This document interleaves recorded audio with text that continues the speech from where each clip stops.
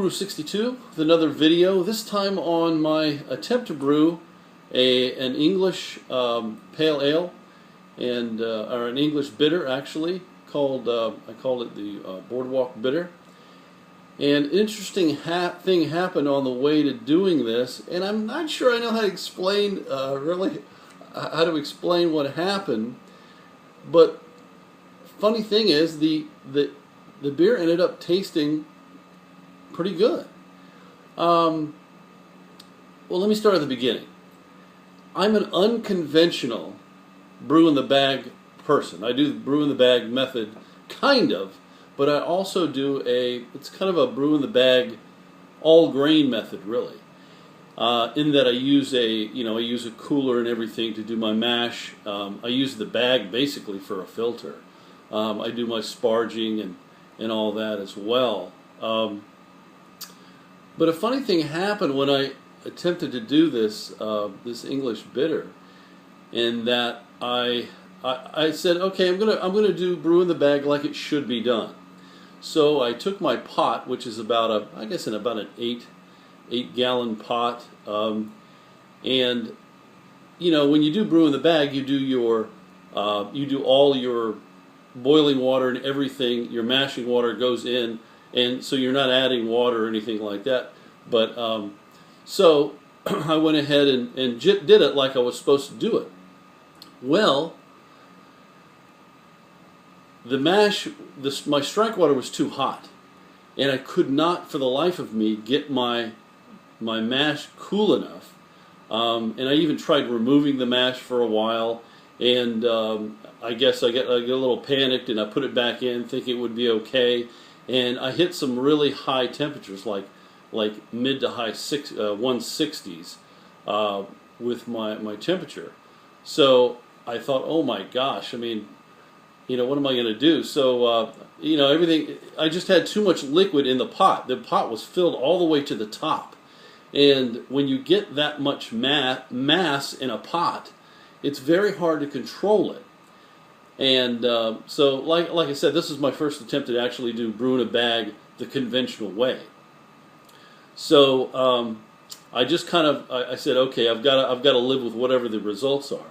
So I went ahead and I did my sparge and everything, and I took the pre-boil gravity and everything, and it was like a 1.024, something like that. And then it ended up being actually my original gravity ended up being 1.044, which was close to what I wanted it to be, but not far off. So I thought it might be okay. So I went ahead, cooled it down, pitched my yeast, and waited.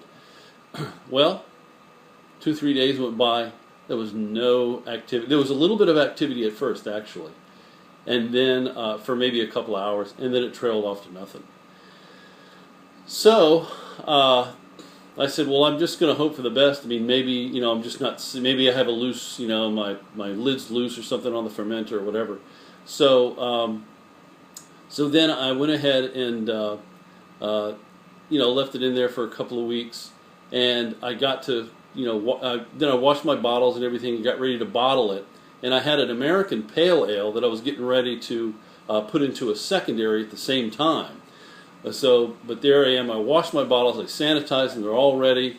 I got the English bitter fermenter. I got it up on the countertop, getting ready to siphon out. Of course, I wanted to take a gravity reading, so I took a final gravity reading. It was 1.029 or 28. I said, something wrong here. I said, this is crazy. I said, I must have killed those enzymes when I did my mash because it was too hot. And I said, but I'm not 100% sure. I mean, that's probably what happened.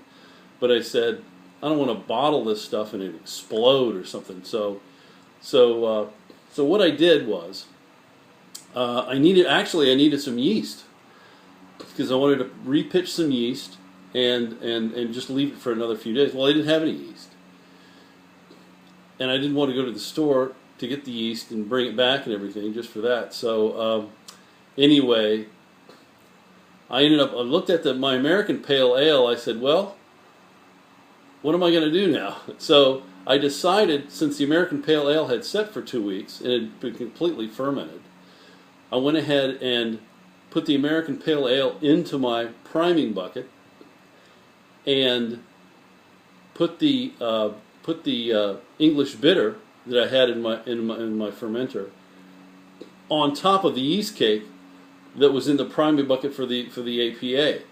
Different yeast, but I said, hey, I'm kind of begging here. I'm looking for a solution. So I dumped that English bitter on top of the yeast cake, and I snapped the lid on, put the airlock on, and went ahead and bottled my APA, just thinking, okay, I'm just going to leave it, let it sit in the bottle for a month. So waited 2-3 days. Wasn't any bubbles in there.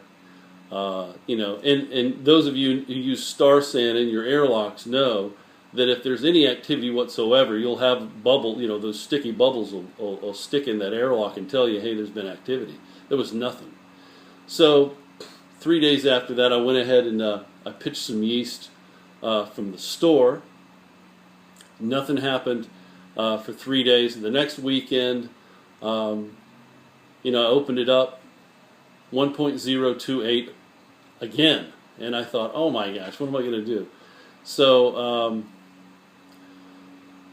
I said, well, I think I'm going to go ahead and just bottle it. And I figured out the ABV, and I think it was right around, correct me if I'm wrong, I'm sure you will, but I think it was right around 2.1, 2.2%. And I said, what am I going to do with this? And I said, well, I'll bottle it. So here it is. I did bottle it. And I want to, open this one up. Can I show you what happened? But this is an English, well, it's not even English bitter because it's not really that, it's not correct in assuming it's an English bitter now, because the alcohol is too low, the ABV is too low, the gravity is it was pretty much right on, but I went ahead and bottled it as just as an APA. Put probably too much priming sugar in for English bitter, but there it is. 2.1% ABV, and it's a beer. I don't know what you call it, but there it is. So it has that grassy kind of. It has New Kent. It has Target New Kent Goldings hops in it. Has that kind of grassy, kind of welcoming. I just love that about these simple beers, especially pale ales and bitters. It just has that sweet kind of malty, grassy kind of aroma to it, and to taste it,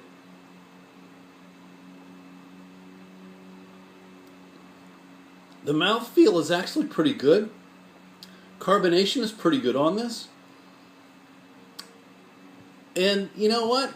It's kind of funny, but I like it.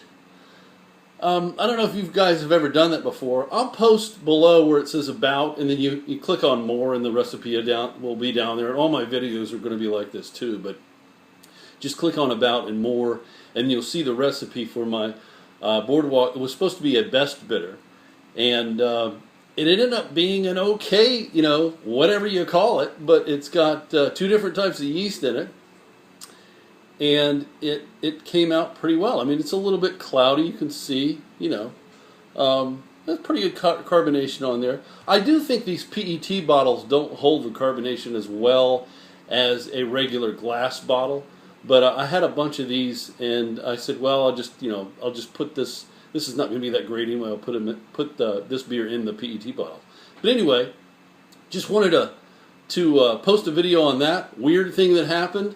I know what I'll do next time, and I'll tell you what I ordered from Santa Claus this year is a bigger pot.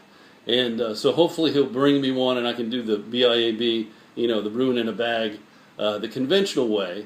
Either that or stick with my old ways. But I'll tell you what, it's not a bad, I guess it was considered a beer, but it's not a bad beer at all. It tastes good.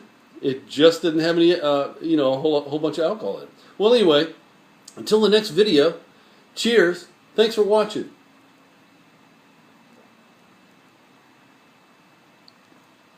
That's not bad.